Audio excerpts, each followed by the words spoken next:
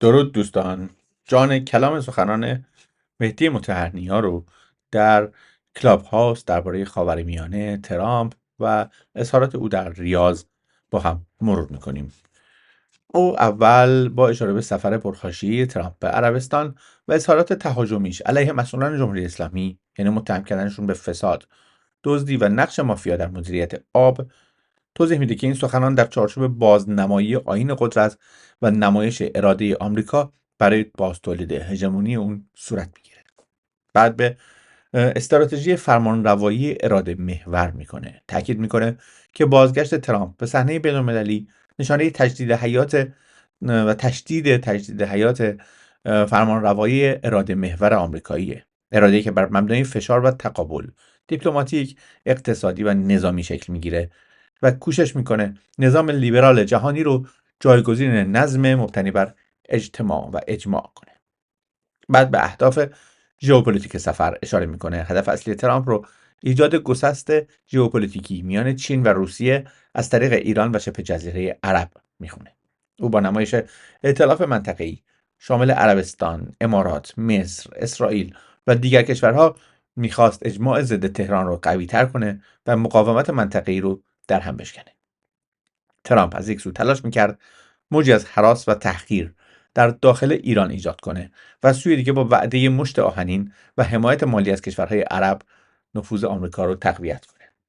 بعد به فرصت‌ها و تهدیدهای پیش روی ایران میپردازه. میگه فرصت اینه که اگر ایران بتونه خودش رو به عنوان بازیگری میان مقیاس با هویت چند محوری و استقلال نرم تعریف کنه و مسیرهای ترانزیتی و فناوری‌های نوین رو به شبکه قدرت جهانی متصل نماید، میتواند به گره راهبردی میان اوراسیا و شبه جزیره عرب تبدیل بشه. اما تهدید چیه؟ که در غیر این صورت ایران به در واقع یه جورایی گسست نظام جهانی کمک میکنه و بازیچه جنگ‌های نیابتی دیجیتال و سایه‌وار قرار میگیره. جنگ‌هایی که ابعاد مینیاتوری و پنهان خواهند داشت. مورد پنجم، نقد واکنش مسئولان ایرانیه.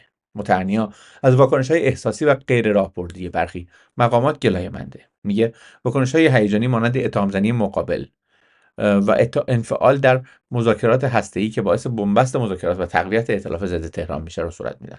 اون با استناد به قانون سوم نیوتن یادآوری میکنه هر واکنش هیجانی میتونه عکس العملی به همون شدت در سمت مقابل به دنبال داشته باشه. مورد ششم، مسئله فساد و مقایسه ایران با رقباست. سخنران مهدی مطهرنیا به فساد گسترده در ایران اشاره میکنه. اختلاس‌های کلان، رشوه‌ها و مافیای منابع و اون رو به عنوان یکی از عواملی میدونه که اعتبار داخلی و بین‌المللی کشور رو تضعیف میکنه.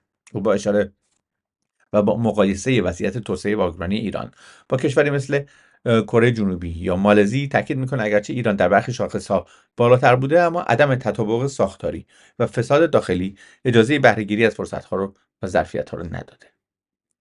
و مورد هفتم، آخرین مورد، ضرورت حکمرانی نوین و سازوکارهای راهگشا است. از دیدگاه مهدی مطهرنیا ایران به یک پارادایم جدید و حکمرانی نیاز داره که بر مبنای برنامه‌ریزی هوشمند، فناوری محور، اقتصاد مقاومت، سیاست خارجی چندوجهی و مدیریت راهبردی باشه. او بر لزوم گفتگوی ملی با حضور نخبگان و کارشناسان در زمینه فناوری، اقتصاد، محیط زیست و اجتماعی تاکید میکنه تا ایده های نوینی رو برای عبور از بحران ها و بهره برداری از فرصت های منطقه‌ای شکل بده. او در نهایت با بیان اینکه دوبار گوش کردم این صحبت ها رو و دوبار گریستم، میگه چرا که صداقت بخشی از سخنان ترامپ در مورد فساد داخلی وجود داشت و از همگان خواست تا با شجاعت واقعیت ها رو بپذیرند.